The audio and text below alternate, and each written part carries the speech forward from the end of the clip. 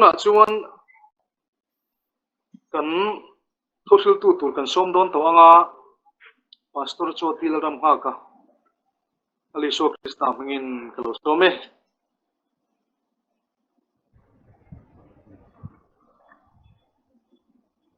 lalpa ko din go se ini ya an thada mai kan ni ya ni som di panga missionary day ania kan se ta kan hang dei thei lo pa ko fan hu ten ila ya so ni lo ba hum dang a pon mang thei chuang lo ba wala sar mun han soi te po a sam lo rolin sulam hoi em chu ta in buat sai ta lo ba bo in ni a hian ini mulai sangkan badil ro pathian thu umrang ania kasoi mai lo ba ini ya pathian in hun thamin pe te po ani se atra ange ti chuan hei paru pu ya po ron tela ani hi pathian thu te po ni hian han soi sela chadon le in ka sia hun rei tang man ka tum lem lo fa hun ter mani chon ni pom tu zong soi lo hun te pon la de tu ra ngai ta ila chuan ei muna pa sia je salmir tangin khale muna tangin dong tel fe tang tu bin singa aling miron di la ka lo nei lok si lo fa ka nei pe le han ei tu na ron join ke ha la lo kom khop mai mani sana kan india ani po ti tu te se tam khop mo bia kan wom khop mai atong tua tin pathian la ma te po ni so na tam tang te po nei so se tu ra te po ngai ta ila ni pom asa ni tu ngai chu pathian thu hi ke ma to ka kan tianga mi dang te tu lo mai ke ma to kan pathian thu en mo om chu mo soi nó soi tu ra tam lu tu ka in soi som ke ani ai na som so pu mai ma se voi ka soi zo ofek sen po ni ani dom lo va su lang ni a po hian ni a break ki nda phelo pal mai ti te ka la va ama ro su thui lu tu lo vin soi so kan tum anga asa ange ngo india ka soi tura kan in buat saya chu kovel mamo lali suwa di sini atoi kim chang theyang de ubra soi chu ni kan tum anga pathian tu ko lak su da tu ban thi chu me ama ro su vai chu da chu kim ne lo panga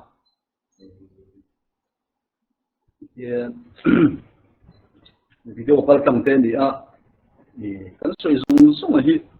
yangai thu dan pon fiat thiam fiat har sa a hetia khom na pathian thu kan soi den hen an lo do wangin chu wang to thong kim do ka soi kan tum anga atha ame ni chuan hi mission ri dei te ani poka ngale ro omrang pakha chu tir ko polan ni te thalo wangin rem chan mai lei zel ro watia rem chan mai kan lei chian ni apoi mo le mai kho bela cheto le mai a su wangin ni pathian lama tharau lama kan hlong na tur ani chuan rem chan na te kan in zom thiama kan in dap thiam te poi apoi mo dong le in ka sia chu wang bo in ni a missionary te mo kan rong bo tu te mo kan pastor te chok mo hi rong bol tu kan ani kan emo kan ti palang ti te pol oma boin ni hen kan zawa in ko ran ho song song te hi lal pan a rong bol tura a missionary tura ar te kan ni ti te kha i se thar le ta ila ko ran lo dinga department ten han thren sang ta a department tin hian mi song song pang hi a concern 5 maya PYD a posi for Christ ania sengkhom lampang khatiang kha ani vek mai mi song ji pan me ya handing tangna a ko ran puya to pa hi missionary kan ni ti te poi kan dil ruwa se thar le ta ila I a tha in ka sia chu wangin rem chan na kan le ya kan then nai vai emo tu te mo shin tu kan sia ta pian chu pathian tu hi sil bor ila ke ma ni poi kan in ti sak ani ti te po kha khang khan se thar ta ila a tha in ka sia pathian tu hi soi tama pung chian ya kan ril ru om te kan soi chu lo hian a ri ral mai ti khan arala angu aron lang le to mai ngai lo ne chu wangin pathian thu kan ril ru om te po a soi chu na tur hun om rem chang kan sia le kan hua chon soi chuak zel mai la pathian hian mal som chin chin chu ana yang ti hi arin om em mai a chan chu pathian thu hi mal som sa ani a soi tu te chu eng ang po ni ila pathian mal som sa soi tu kan ni awang hian tim na tur om lova chu wangin amal som tu zo ka pathian hian a thua hi mal som mai sel zo ani chu wangin nari chu a zir tir te po kami pui sang tam tak an sai don khan khang sang atlem te le chang per tlem te kha khati zan mi pui ka chu an kham khop lowang ti arin om reng mai ni ma sila isun an he na ron lak ti ra chu ta chuan mal asom ta mal asom hui na zir tir te he na chuan mi pui te he na sem turin tua peta chu ta chuan a zir tir te khan atlem me mai kan sem lowang ti ta sila an sem pung don lova ni ma sila lal isun mal som to sa ani awangin kha sanga tlem te le chang per tlem te kha ama lal isu rin chan chung khan an sim ta mi pui tam tak an sai puara abang noi po bom rang som le pati an ru ta ni ti chu wangin mal som tu pathian ina amal som sa zok ani awangin pathian thu de poi soi hre lo ila soi na tu hun rem chang kan ne ya chon soi bor bor zel mai la pathian hen mal asom nge ang ti hi karinga in ke ma ni pon kan sot klang zo ko kan hlok klang zo ka ne na china nia kan che ma ne ro to la luang kha eng mo chang chang in pathian thumi ron zo a chi ma se mobile type le eng mo fel hi a bo cha do tin chu ba ma hi in tha sung do china mi zo tong lo ron type do china wang hian ka he thiam dak lo tura hian angai do pok china thil dam tak hi ron zo ta chu mi kha mi zu ka sia ka chu lai pathian ne na len tun hi enge om zia tak ni ang ti te min ron so ta phan ni po mo eng mo ju kan han soya khati ang khan khati ang te po a lo riau mai ma ni tan po a lo ka khati ang zong te khan pathian thui kan in ti chakna na kan man fu be poi moing ga sia tunai pe chu corona virus awangin mi pui mi mir kan chuak thei lova kan tualim thei lova ina kan oma chu wang chuan khang pathian thu mang te khan ke ma ni nun kho har na te poi kan in him hi poi mo le in ga sia thil dang in hen ma tur kan zon hian kan na kan thin lung kan ril ru kan ngai tu na kho har kan nun ram chau jong song hi an nem zo chuang si lova chu wang pathian thu te in zo ta ti tang kha tiang kan ti ho khan chung chuan nun kan nun pui ha la min chok anga ke ma ni po so ta tam tak o manga taksa thara ba ko dam na kan chang ti ring chat mai chu wangin khatiang zong te po khan pathian thu te po hian in kom tam te po kom nei tam te a kan thian te an ni mo tu te mo te po ni se soi tam pui tum ta ila chu kan hlok le in ka ring yang kan soi mai mai del mai khang te po kha a tha em mai ge ma ta hin ka experience ani a tha khop mai ma nin ko ma ila hin ka om tam lo boka hei pathian khong ai na ka tonga kan tiang ka in soi enga mo na ni lo sela ti hian ka va kal su ta ma mi de tong trai na te ka va nei tok zel de ka va kal su ka mi na te ka va le nga tong trai na kan ne ti khan chu nga wang te sun so ei tu ra mi som ma ni na so ei man lo tu so ka ite po hi atlem zo kan yang tiang khan ma se khang khan in po na min lo siam ta pathian thu soi ho theina hun kan sang kan lo nei ta ti khan ka tan tak po khan khor nem tu nia an ma ni tan kun pathian thu in kom lim tu an nei khan lom ve me ma khang te ka lok em ma kha tiang so te khan kan ril ru te po ngai tun po siam ta ila khor em kan om lai hin pathian thu in hem nan man tu mi la ti te kha voi na heng kan soi chu tu la ya chu ni ani ne chu wangin thil dang in nem kan tuma tv te kan ena phone te kan khala ma se kan han ena kan en zo kan nun tui ha na are tak tak chuang si lawa amar zo pathian thua ero chuan kan ei tur kan mo kan ei du song tak nge ni kan mo lai tak kan sar thu chuan kan mun tui hala so jang khain kan oma chu ta chuan lok na tam tak kan sar su ka chi tam tak su mi zo hring su khin pathian thu ate po chiar chak zel na te be sei na nung te rin na het te min siam ta chung chuan tharau lama po lok na tam tak min siam sak ta chu a tha khop mai chung wangin rem chan na lei thiama ni te a that lo em awanga rem chan na leya lalpa lama kan lok na tur so ka hi mihring lam ai chun lalpa lama kan lok na tur so lama kha thiam ila ti kha voin ne ka din cha ngoi kan in cha mol mol ni sela ni a tha ange hei una pasea hi ani po ko har tagina oma ani po kha pathian thui in nem na lo pang sela ko har nem tu a chun lo thaber mai ti te kha ani po har bin sia saksela kan du hei voin nia ani po ron tera lom kalom le mai moi te te ni ko ran mangai chung ko ani a unau sim sim hi pathian ngai sak chung ko sim sim an nu le pa changin tin hei anau hi zai thiam em mai lal piak ni ani po ko thana in mang char char thina ni a chuan apasal hi khu tuna silonga kan bible college a gan lecturer banal shwai khu ni a chuan an te bera hi engza wa hi lung lei district a pastorin om boka chuti ang chung ko chun ya ama poi ko han pangai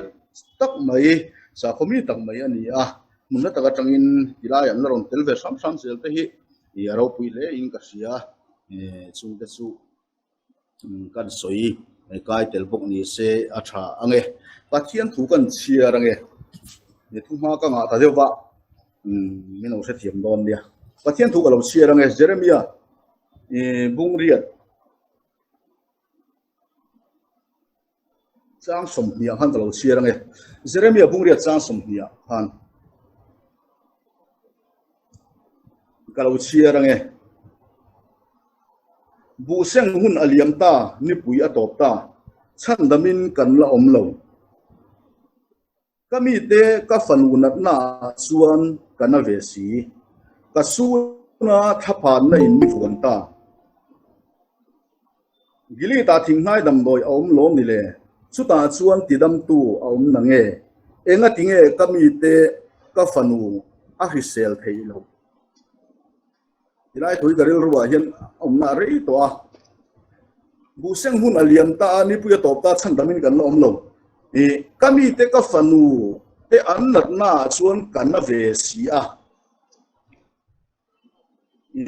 kasuna thapan na in mi huan ta gili ta thingai dam doi om lom ni ta chuan tidam tu om na nge enga tinge kami te ka fanu an si sel thei lo di yeli di Jeremia ziak ani a alung len tha khopin ka sia thu sim sim ai chuan he tilaya po hian Jeremia hian an soi cham taka chu Israel te kha na reng mai salatang in Babylon salate an tanga tiang khan se om takin an oma an si sel thei lova an na reng maya siat tu dik tak an siat lo wange ni ang ni chumang chuan kami te ka fan wan na chung kana ve sia tia lal pa pathian soi ani a ami ten na khan lal pa pathian ana ve sia enga tinge gili ta thinghai dang doi om lo ni ta chuan ti dam tu om na nge enga tinge chumi chu an pan mai lo ti dam tu gili thinghai dam doi chu enga tinge an pan mai lo khovela dam doi tam tak in mang to a ma se tun thing ila dam chuang si lo wa enga tinge kami te ka fan kan si sel thei lo ti hi Jeremia hian ron siak so ta ani chu bangin bo in nia po hian khovel hi kan soinga khovel hian vo in le na tu ba ki angai tua theng phak lova angai tua theng thiam lova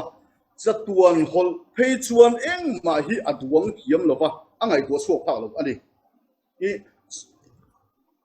chu ti lai ero chuan lal isu Krista ero chu khovel na amamo per ania ma chang to in vo in ni theng yan lal isu Krista khovel mamo per ania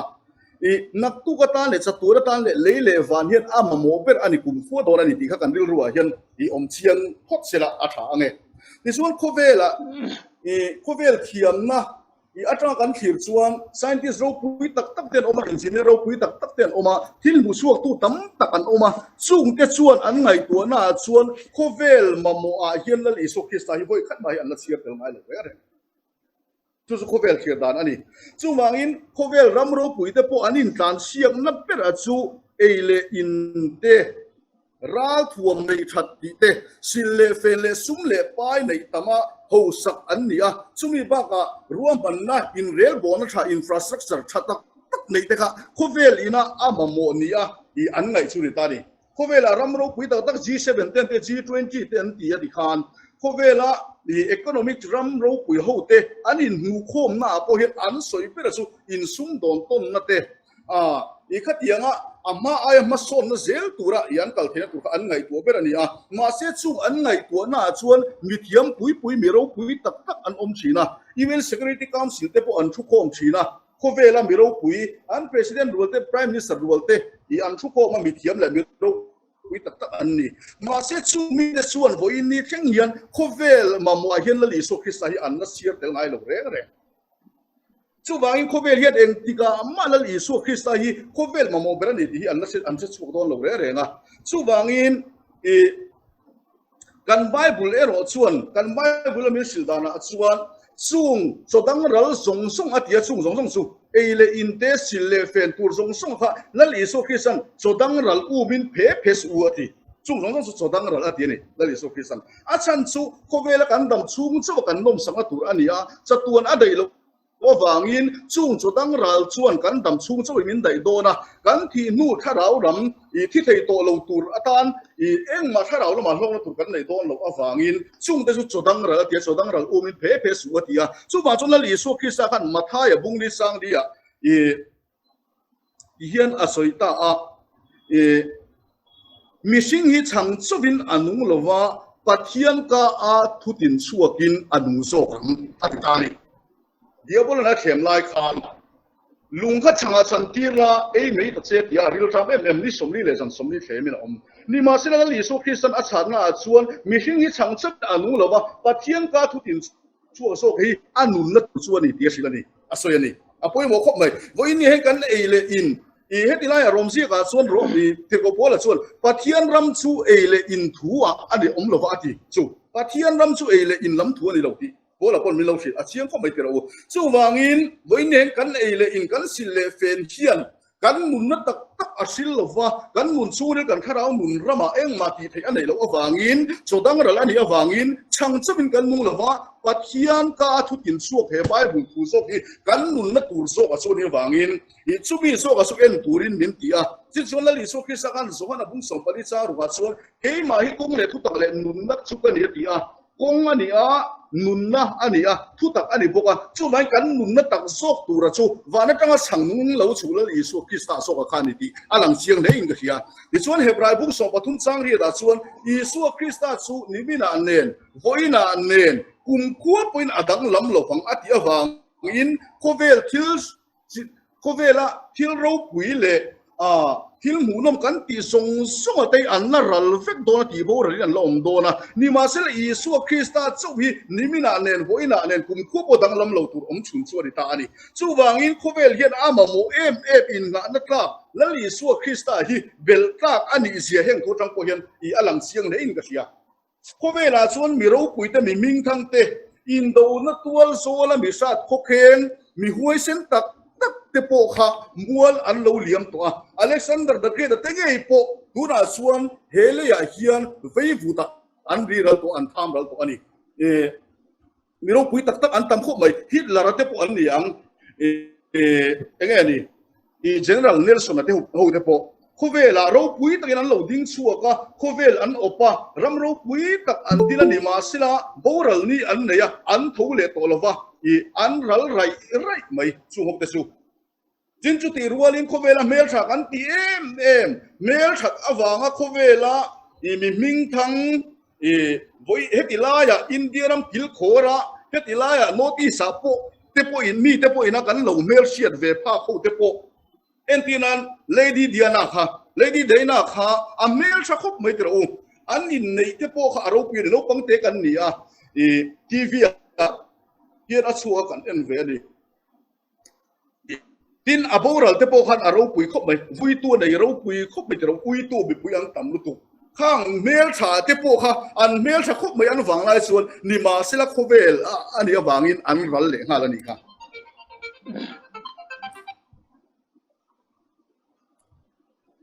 chu wangin chu tiang mel tha le moi na song song te po chon kian zai a rel le a khovel ro pui na song song hi kun lung lo tur ani a kan vula kan para kan suai le mai thina kan dang lam fo thin mi sing te ni ma sila dang lam lo tur om ve chun bible na min shin chu lali su Krista ani a ni mina nen voina nen kum kho po ya dang lam lo ang ati awangin lali su Krista dang lam lo tur om chut ani a rin klak bel klak in nga na klak khovel mamo zong song fom kim om na om chun chu lali su Krista hian ti alam siang le in ka sia chu wangin voin nia hian khovel hi adam lova asuka chengte kan dam lova kan ram le khotang adam lova kan sum wa po hi adam lova ni tiro chu kan chiat lai ta kha ani ta a jeremia a khan ni pui hun aliama bu seng hun po aliam ta a ni ma sina tun phen hian chan damin kan lom si lo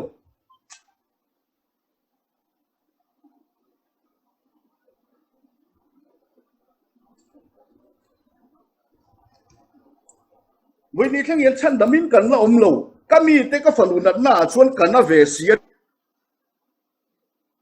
ti kan chia ni khatir u bu seng hun aliama top ta a chung zong zong chu aral ta a nima sila chan damin an la om lo Israel mi te ngei po kha nima sila lalpa pathian chom pian la ti ta a kami te ka falu te an nat na chuan kana ve sia ti ni chu chu mai bo india hian kan nat na ve thin pathian kan nei ti hi kan sia thara poi bo le inga sia kan la chuan kan pathian hi anna a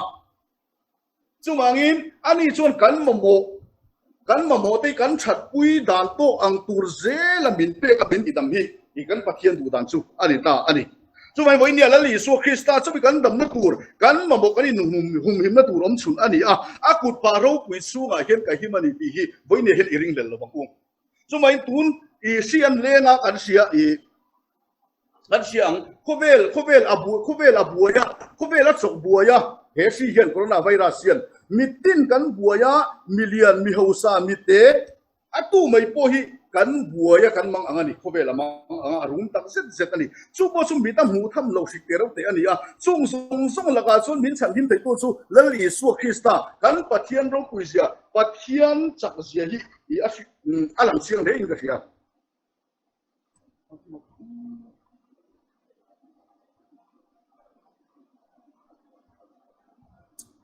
phone call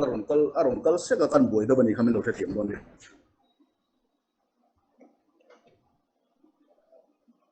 chu wangin khovel hian dam na pham kim min pe thei lova voin nia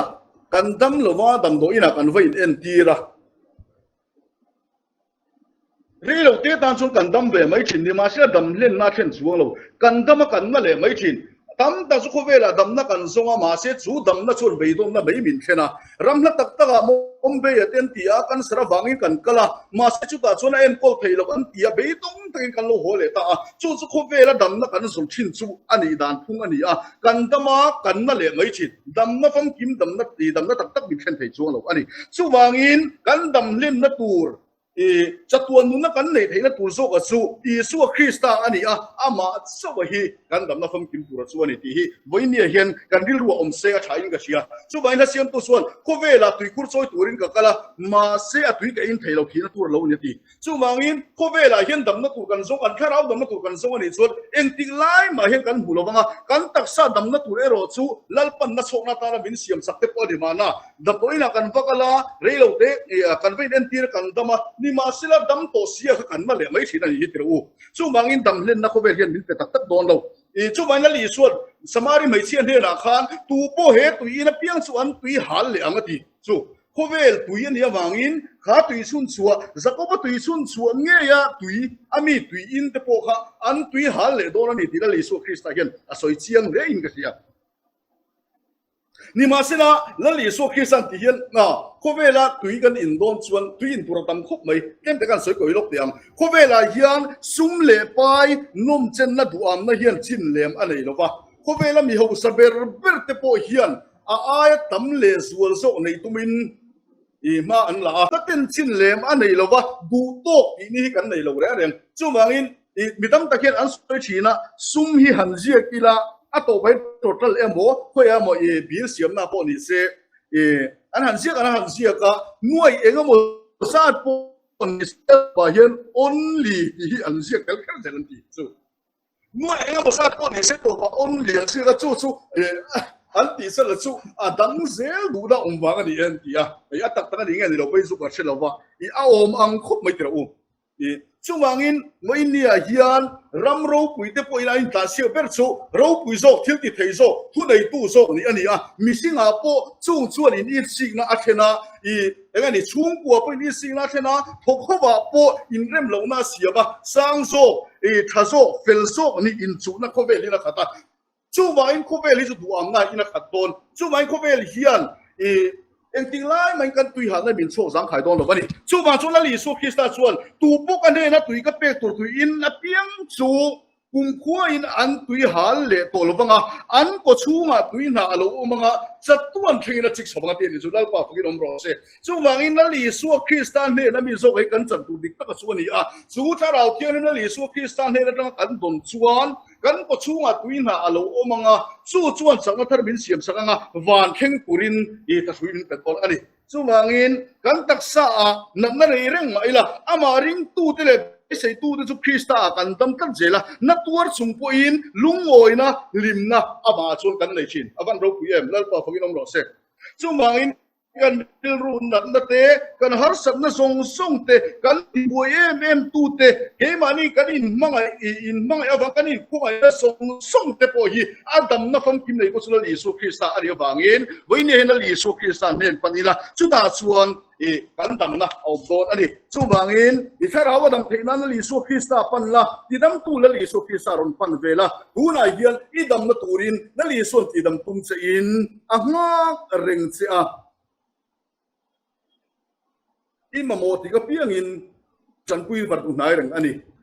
thu pol se ga chuan ngai tu kong khar pula dingin ka ki ga hi tu po kong ka mi hon chu a tu tanga an the na san dia ka khil veng ati Yesu Krista kan thin nong kong khar ya ki renga ke manin kan pan pe tika chuan kan pathian hian min na yelo pe reng chi pathian dai ro ti chuan ani na dayang che ti ani chu mangin pathian kan nai po chuan min nai turin eng ti kan ne na hian kan kiam a hian reng ani chu bangin kan la Yesu Krista hian kan dam na fam kim oma eng kim dam na nei tu ani a kan kharau dam na po ani a kan taksa dam na po ani a chu bangin khovel hian amamo hi boini a hian a hai me ka ni ma se la khovel ina amamo per ero chu la Yesu Krista hian ya bangin boini kan mamo zong song te e om fam kim na la Yesu Krista pan turin với nhiều con cầu rắn hậu tê thì căn in sản đi sẽ ắt hàng nghe tu thiên niệm căn hàn suy tạo tê nãy phần căn giá tan mal bin song sau đó sẽ để cái suan căn hun su thì căn sẽ man của ta lâu tàn nghe Amen alo mom le mai pathian tu charo pui tak mai kan ngai tha kan pathian tu ngai tak le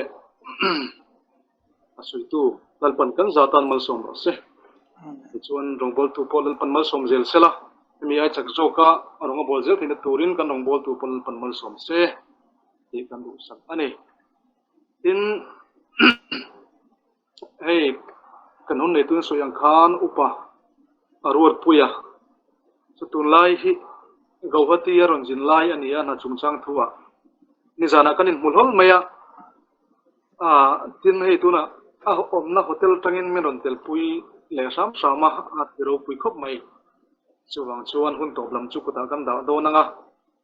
tin hei onau pa je po achunga kan lom le mai tin ani hi kalase lava personally kalase lava ni ma asalam meron tel puya e chunga kan lom tak zetani tin pi moi te po achung goin meron tel pui kartina chuwang chuan an chunga point kan lom tak zet ani tin lalbik sange ti hi kasha mai lo wa tunge ni ani po kan program te men ron joina kan lom tak zatani alpan tam takin mal som chero se tuna chuan kan hun to uparwar pui puta kan hananga anin pathian tu cha te aril rum puina thu te po ani ang chu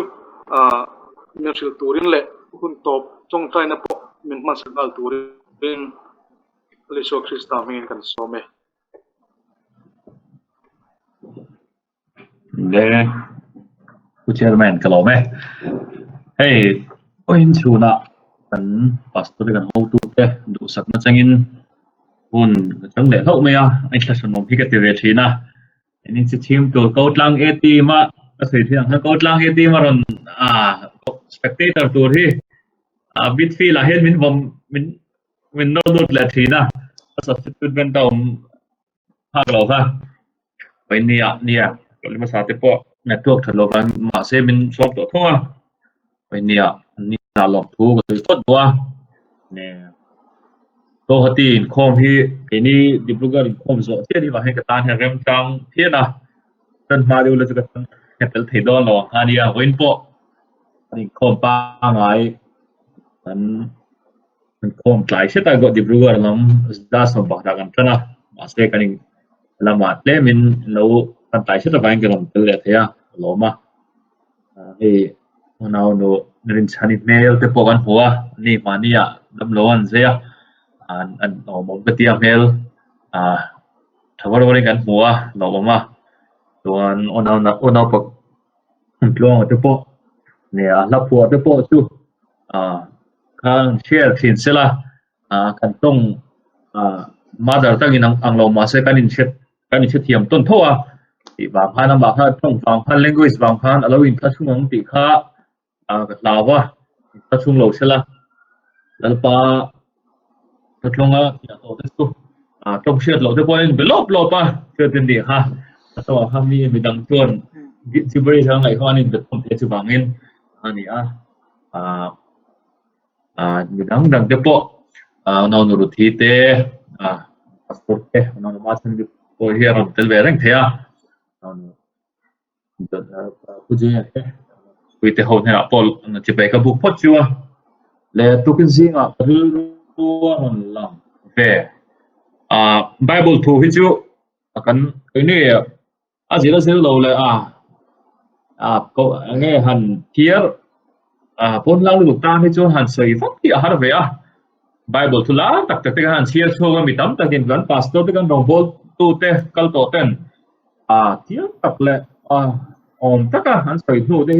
ni lo pu pi the kan sei bilang te hi ka lao pen kop me ma se ren thon ka ren thon ka bong so ba hi chang thua se han la theng chu lo chuan iswachal pa ni ti the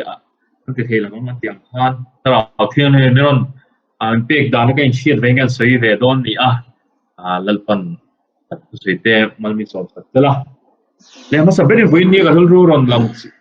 hi kula ta ka ni he thu hi lali suan an tiang mi pui sangli a sai zo nu ga nge farisai thi hon te ne na anin chap char zo nuwa galidi dil mar lama aje ti na thu zo hi ni la ta ka ni mathaya bung som por chang som pa kum phua kan huangin ani chuan aje ti te he na mi ten mishing fa pa hi tu nge ani mi an ti ezota thu do hi marka bungre chang som hi patharia hian mi ten tu nge ani ti ani min ti atia azir tir te anagan enjui chuan ziti te ho hian som nei eliza te antia som nei chang te khan antia hi anjinga mi andang nei changa chuan azir ti suan peterang ani chuan krista pathian nu fapai chuini ati ni tu krista chuini dia changa midang te an heta hir mak khop mai chu hati ha khiro pui tak ti zo nu lali su an zui shek nu apo han zil tir tu han an zui an lalpa pathir chuan hei tak mai ni a thein zong ne Eliza te an tia thein baptist tu Johanna te an tia thein zong ne Jeremiah te an tia ma se a chang ni thelo ne Peter ti lo chuan chu a chang ni Peter ne chola so ni ting ya nang Peter chu van ram cha di te ni a ti ma se a soi su ya an ga soi kan chang soi ha korin bo so pari chang thu bang khan thara thin to lo chon lal iswa hi pathir ni de kan se thelo han an se ti lal iswa se ti ta ka thara the ran khat tok lo mo o ai so ting hai chon machine ke mani machine fin na machine thiam na bible kan an zira tum hian kha thu kan ka lam do lo reng reng ti ka sei ching du mo kan ta hian le min so asai lo kan the do lo ni lali suwa chu lele van siam tu pathian ni a wala sa bung khatang ta sa ma ama tu ni a pano pele hun lo ma sim ni me ma tu va ni voini a hian te amal lali suwa kan hai palang ti me ma ni voina kal te hilali suwa tian kan intia pathian thu te kan han seya salmon kan kho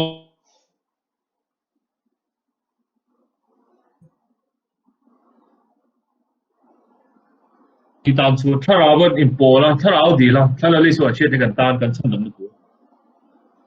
แล้วลิสวากันสงจงศีลแล้วลิสวาที่ด้านเนี่ยผู้มาออกมามาสุภาพสงตัวมาที่มักเดลินิโปขันแล้วลิสวาก็ให้ละตอนนี้แล้วลิสวาผู้ตัวละกัลสีค่ะแล้วลิสวาว่าให้ยินเงี้ยหัวเอ็นกุลตัวมอดตอนนี้ตัวเตรียมพวกกันเอาคงเป็นหัวสินปฏิทินแล้วลิสวาเขากัลปุยจงศีลแล้วลิสวาตั้งจิตกระทับkan sai thea masel ali suwa han hai tlat mai ne tu vai ali suwa hai kan hai hi a lo me ne voi ni ro kal khom te hian in lo khol na vai en karan dia tu vai voi ni a hian lali suwa nung sui tu te hi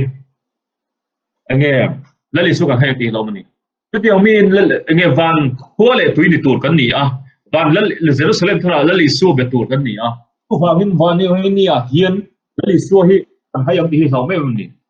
tại vì cái tụi luôn mà với nhau thao thiên mà hiện in bol thao thiên là xây dựng dễ là xây tụ cái niềm hiền, lấy lý số hay là vì là lấy lý số bắt thiên là cái chuyện này là lấy lý số không duy chúng sĩ hiền, asir tí ta gin pil mặc tí thế, lấy lý số tụ sao bọn thực cái ngày tháp nua, lấy lý số hay là gì chuan, với nhau hiền lấy cần thằng thế thôi, và mình bên ông câu phong thì lấy lý số hay cần hay lâu nan trong trai thay lý là tạo thiên mà include lệ torin bên trả đồ này lệ thì trong hàng chơi thể đi sẽ là trong trai na hôn cái lâu đấy nghe cô sẽ thể có network cần sẽ thấy nghe bên cái này com tu anh em lali suwa hay loi la tuan tu ka sei du ni a le tong trai na in when kom chu la lo ti to ton dia lal pa hai ko na ngo hallelujah lal pa ka pathian in hongai tu na za ti su lal pa tu when chu na lal pa he go hati local church